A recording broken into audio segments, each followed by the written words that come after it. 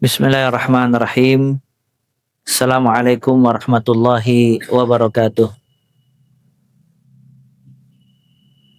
Alhamdulillahirabbil alamin wa bihi nasta'inu ala umuri dunya waddin. Wassalatu wassalamu ala asyrafil anbiya'i wal mursalin nabiyina Muhammadin wa ala alihi wa ashabihi wa man tabi'ahum bi ihsanin ila yaumiddin. Allahumma anfa'na bima 'allamtana wa 'allimna ma yanfa'una wa zidna ilma.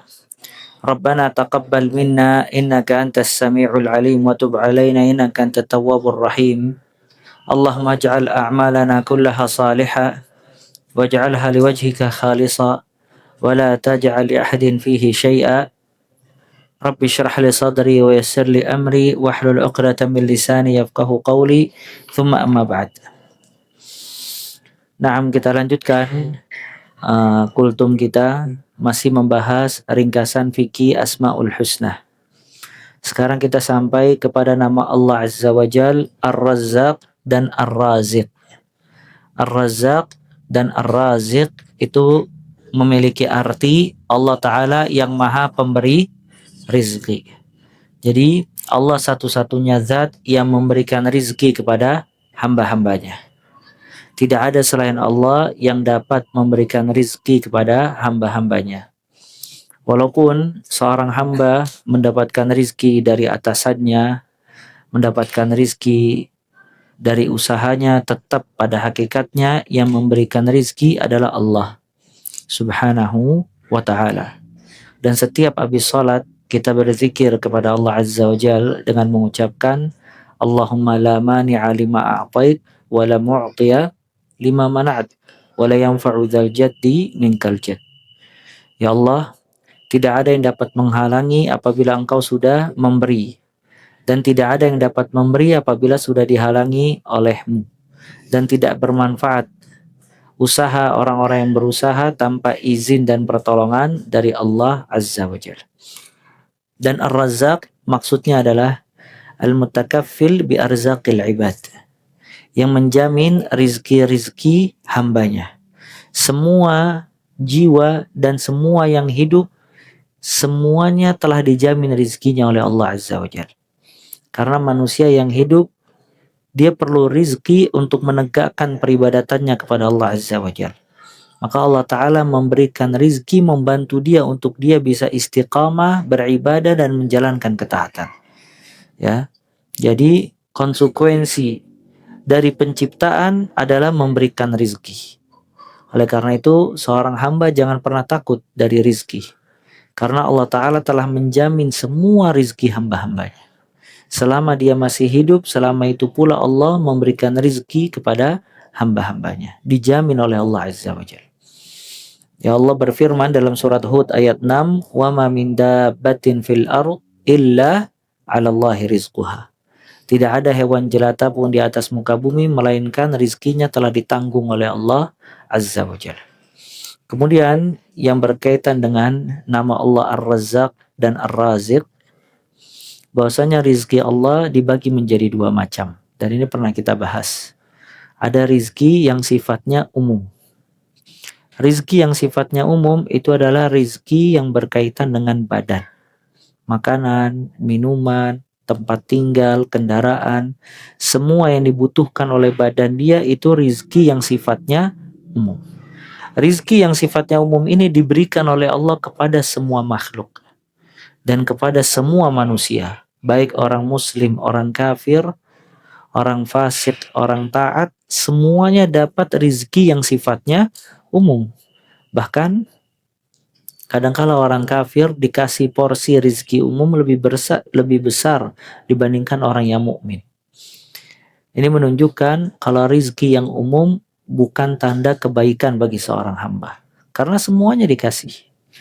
Ya, semuanya dikasih oleh Allah Azza wa Jalla. Allah berfirman dalam surat Al-Fajr, فَأَمَّا الْإِنسَانُ إِذَا مَبْتَلَاهُ رَبُّهُ فَأَكْرَمَهُ وَنَعَّمَهُ فَيَقُولُ رَبِّي akraman wa amma idza mabtalahu faqadara alaihi rizqahu fayaqulu rabbi ahanan. Kalla.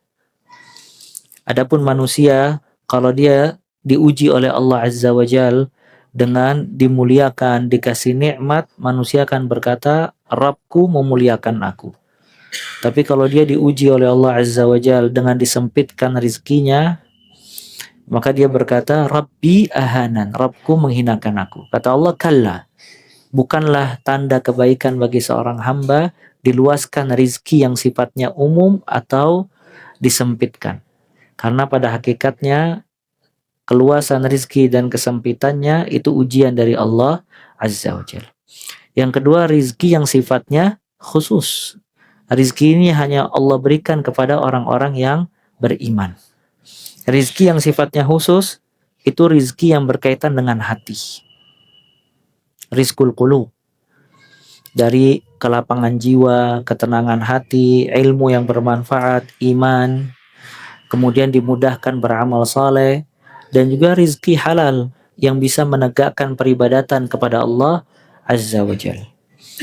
Semua yang bisa menegakkan agama, yang mendatangkan kebaikan agama, ini rizki yang khusus yang Allah berikan hanya kepada orang yang beriman. Makanya antum kalau lihat ada orang bisa sabar di atas musibah, dia dikasih rizki yang khusus oleh Allah Azza wa Jalla. Kalau antum lihat ada orang bisa bersyukur atas nikmat, dia dikasih oleh Allah rizki yang khusus. Kalau ada orang gak pernah ketinggalan shaf awal, subhanallah, dia dikasih oleh Allah rizki yang khusus. Ya, kita kemarin bahas waktu sebelum bulan Ramadan, Sa'id ibn al-Musayyab rahimahullah tidak pernah melihat pundak orang di dalam sholat selama 50 tahun. Antum bayangkan. Maksudnya apa? Gak pernah lihat pundak orang. Nggak pernah ketinggalan shaf awal. Bahkan dia tidak pernah ketinggalan takbiratul ihram selama puluhan tahun. Dan tidaklah seorang muadzin azan di masjid melainkan dia sudah berada di masjid puluhan tahun. Ini menunjukkan kalau dia dikasih rizki umum apa khusus? Khusus. Dia dimudahkan oleh Allah hatinya bisa menerima hidayah dan juga dimudahkan oleh Allah mengerjakan amal-amal ketaatan. Ini rizki khusus. Ya makanya jangan sampai tertipu dengan rizki yang umum kemudian meninggalkan rizki yang khusus. Ya dia dikasih sama Allah rizki umum yang orang kafir juga dikasih. Akhirnya dia sibuk dengan dunianya, dia meninggalkan sholat. Dia meninggalkan baca Al-Quran. Dia meninggalkan birrul walidain. Dia meninggalkan semua rizki yang khusus. Dan puncaknya rizki yang khusus adalah masuk ke surga Allah Azza wa Jal dan melihat wajah Allah Subhanahu wa ta'ala. Itu puncak dari rizki yang khusus. Antum lihat firman Allah dalam surat Talaq ayat 11, "Wa may yu'min billahi wa ya'mal shalihan yudkhilhu jannatin tajri min tahtiha al-anharu khalidina fiha abada." Barang siapa yang beriman kepada Allah dan beramal saleh, niscaya Allah akan masukkan ia ke dalam surga yang mengalir di dalamnya sungai-sungai kekal di dalamnya selama-lamanya. Kemudian Allah mengatakan qad ahsanallahu lahu rizqa. Allah telah memberikan kepadanya rizki yang baik. Ya, jadi puncaknya rizki yang khusus seseorang masuk ke surga Allah. Kemudian juga nama Allah yang selanjutnya yaitu Ahad atau Al-Ahad dan Al-Wahid. Al-Ahad dan Al-Wahid. Artinya apa? Yang Maha Esa. Ya, yang Maha Esa. Ahad itu hanya ada satu di dalam Al-Quran, yaitu dalam surat Al-Ikhlas. Qul huwallahu ahad. Katakanlah dia Allah yang Maha Esa. Ya, sedangkan wahid ada di dalam beberapa ayat. Ya. Dan surat Al-Ikhlas dikatakan ta'dil thuluthul Quran. Dia sama dengan sepertiga Al-Quran. Karena Al-Quran dibagi menjadi 3 macam. Ada yang menjelaskan khusus berkaitan dengan Allah Azza wa Jal. Ada yang berkaitan dengan ahkam, hukum-hukum. Ada yang berkaitan dengan qasas, kisah-kisah.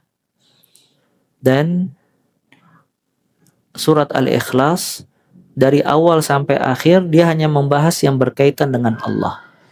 Karena dia cuma membahas satu poin di antara 3 poin yang ada di dalam Al-Quran, maka dia seperti sepertiga Al-Quranul Karim. Ya. Dan dimulai surat Al-Ikhlas dengan Qul huwallahu ahad. Katakanlah, wahai Muhammad, dia Allah yang Maha Esa. Ahad dan Al-Wahid, Al-Ahad dan Al-Wahid itu artinya sama, Esa. Maksudnya di sini Esa apa? Allah Ta'ala Esa dalam semua hal. Allah Esa di dalam peribadatan. Allah Esa di dalam nama-namanya. Allah Ta'ala Maha Esa di dalam sifat-sifatnya. Allah Ta'ala Maha Esa di dalam zatnya.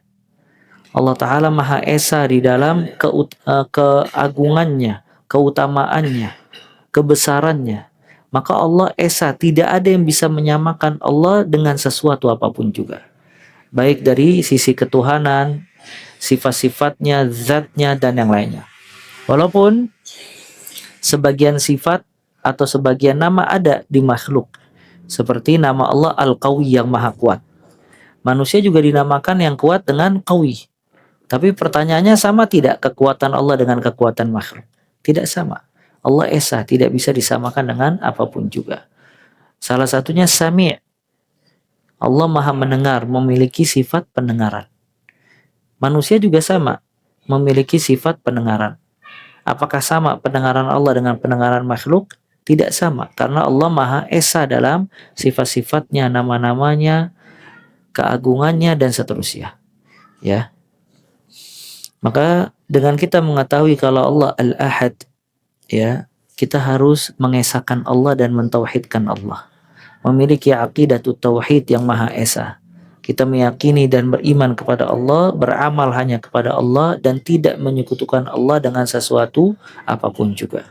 Dan ini perkataan Bilal bin Rabah radhiyallahu taala an ketika disiksa, disuruh untuk mengucapkan kalimat kufur, maka Bilal mengatakan Ahad, Ahad, yang Maha Esa, yang Maha Esa.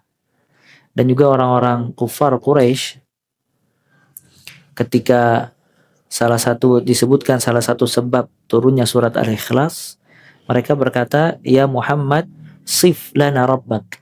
Wahai Muhammad, tolong sifatkan bagaimana Rabb kamu. Maka turun surat Al-Ikhlas. Qul huwallahu ahad. Katakanlah wahai Muhammad, Allah Maha Esa. Nggak bisa disifati dengan sifat makhluk sama sekali. Dia Esa, tunggal dalam semua hal. Ya. Kemudian juga di antara nama Allah Azza wa Jal As-Samad. Ya. As-Samad yaitu yang maha tempat kembali. Ya, Samad memiliki beberapa nama, cuman kata para ulama di antara nama As-Samad alladzi samudat ilaihi jami'ul makhluqat. Yang semua makhluk kembali kepada Allah Azza wa Jalla. As-Samad. Qul huwallahu ahad, Allahus samad. Allah tempat kembali. Maka semua urusan manusia dikembalikan kepada Allah Azza wa Jalla. Semuanya. Ya, sampai kalau dia wafat dia mengucapkan inna lillahi wa inna ilaihi raji'un. Kita milik Allah dan kita akan kembali kepada Allah Azza wa Jalla. Maka Allah tempat meminta pertolongan. Allah tempat berdoa. Allah tempat kashful kurbat, untuk melepaskan dari semua kesulitan-kesulitan. Allah yang menaungi hamba-hambanya. Dan Allah yang mengabulkan doa hamba-hambanya. Dan Allah yang maha mengetahui semua kesulitan hamba-hambanya. Maka dengan kita mengetahui nama Allah As-Samad, sepatutnya bagi seorang muslim untuk kembali kepada Allah Subhanahu wa ta'ala dalam semua perkara. Dia harus berdoa, memohon dan meminta kepada Allah. Karena semua tidak akan terjadi kecuali atas izin siapa? Allah Azza wa Jalla. Innama amruhu idza arada syai'an an yaqula lahu kun fayakun. Sesungguhnya Allah apabila menginginkan dan menghendaki sesuatu hanya mengucapkan kun fayakun, maka terjadilah. Orang sakit, kalau kata Allah belum sembuh, tidak akan sembuh.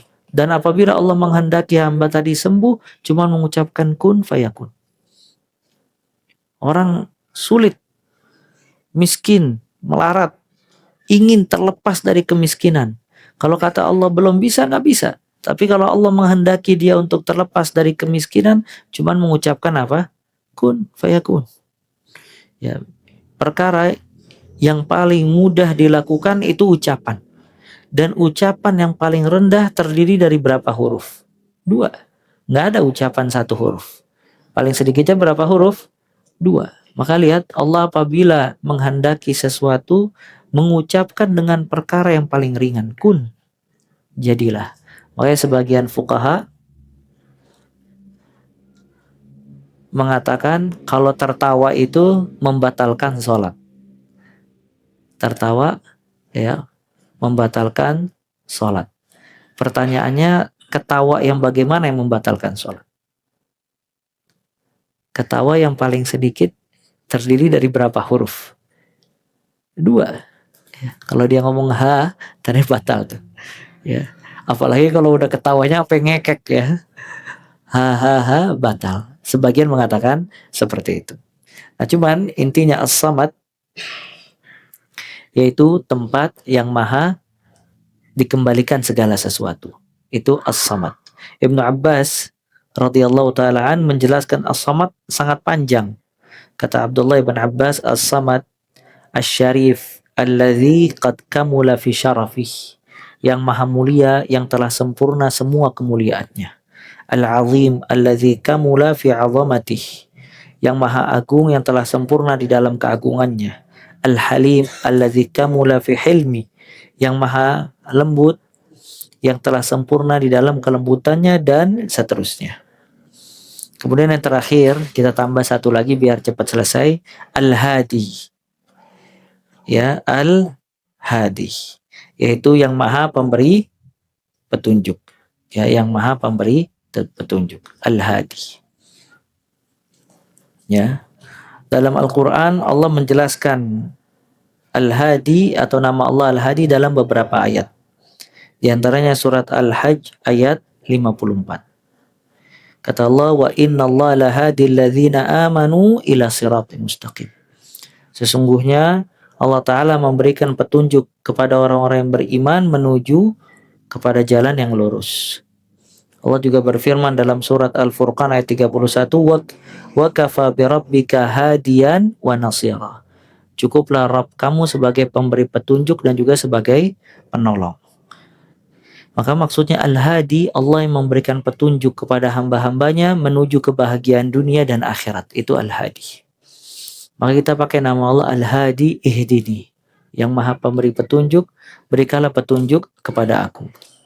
Allah memberikan petunjuk bagi orang-orang yang beriman agar dia bahagia di dunia dan di akhirat. Allah memberikan petunjuk orang yang tersesat menuju kepada jalan Allah Azza wa Jalla. Allah memberikan petunjuk orang yang di dalam kegelapan maksiat untuk keluar menuju cahaya ketaatan dan seterusnya. Ya, maka kita minta sama Allah agar Allah memberikan petunjuk. Dan juga kalau ada orang yang belum dikasih petunjuk oleh Allah, tidak ada yang bisa ngasih kecuali siapa? Allah Azza wa Jalla. Man yahdihillah fala mudilla lahu wa may yudlil fala hadiyalah. Barang siapa yang udah dikasih petunjuk oleh Allah, nggak ada yang bisa menyesatkan. Dan barang siapa yang udah disesatkan, tidak ada lagi yang bisa memberikan petunjuk. Dialah Allah satu-satunya yang memberikan petunjuk kepada hamba-hambanya. Ya, ada beberapa ayat. Ya, subhanallah, Allah berfirman, huwa a'lamu bil muhtadin. Allah lebih mengetahui siapa hamba-hamba yang mendapatkan petunjuk. Dalam ayat lain Allah berfirman, huwa a'lamu biman ihtada. Dia Allah lebih mengetahui siapa dari hamba-hambanya yang mendapatkan petunjuk. Jadi kadang kita nasihatin orang, ya kalau bahasa kasarnya sampai mulut berbusa. Antum nasihatin terus, antum kasih tahu berkali-kali. Tetap dia nggak berubah. Tetap dia tidak berubah. Antum ingat ayat ini. Wa huwa a'lamu bil muhtadi. Allah lebih tahu siapa yang mendapatkan petunjuk dari hamba-hambanya. Ada sebagian orang, na'udzubillah, dia tidak layak untuk diberikan petunjuk oleh Allah Azza wa Jalla. Kenapa? Karena ada tabir yang menghalangi antara hidayah Allah dengan hatinya. Nah, itu tidak ada yang tahu kecuali dia. Ya. Mungkin ada rasa gengsi untuk menerima kebenaran. Ada kepentingan dunia, ada hawa nafsu, ada syubhat, dan yang lain-lain. Nah itu ada tabir-tabir hidayah yang kita tidak tahu kenapa kok dia tidak bisa mendapatkan petunjuk Allah Azza wa Jalla. Sebagian orang mudah untuk mendapatkan petunjuk, sekali dengar perkataan langsung mendapatkan hidayah Allah. Sebagian lagi dikasih nasihat berkali-kali tidak mendapatkan petunjuk. Maka Allah yang lebih mengetahui siapa di antara hamba-hambanya yang mendapatkan petunjuk. Maka Allah berfirman kepada Nabi SAW, innaka la tahdi man ahbabt. Wahai Muhammad, engkau tidak bisa memberikan hidayah kepada orang yang engkau cintai. Nabi SAW berusaha untuk mengajak keluarga dekatnya ke Islam. Tapi Allah tidak memberikan petunjuk. Bahkan kepada Abu Talib pamannya. Karena Allah mengetahui siapa yang berhak diberikan petunjuk. Oleh karena itu ya ikhwah, kalau sudah disesatkan oleh Allah, tidak ada yang bisa memberikan petunjuk. Dan kalau sudah ada yang diberikan petunjuk oleh Allah Azza wa Jalla, tidak ada yang bisa menyesatkan dia. Tukang sihir Fir'aun mendapatkan petunjuk lewat mukjizatnya Nabi Musa alaihissalam. Namun Fir'aun sampai akhir hayat tidak mendapatkan petunjuk. Ya, menunjukkan siapa yang berhak mendapatkan petunjuk itu wewenang Allah Azza wa Jalla. Ya maka terus kita minta sama Allah petunjuk sebagaimana doa yang sering diucapkan oleh Nabi SAW. Allahumma ya muqallibal qulub tsabbit qalbi ala dinik wa ya musarrifal qulub sarrif qalbi ala ta'atik. Dan di dalam salat terus kita minta ihdinas siratal mustaqim siratal ladzina an'amta alaihim ghairil maghdubi alaihim waladdallin. Semoga Allah senantiasa memberikan kita hidayah petunjuk sampai akhir hayat. Allah tutup usia kita dengan husnul khatimah dan Allah selamatkan dari su'ul khatimah.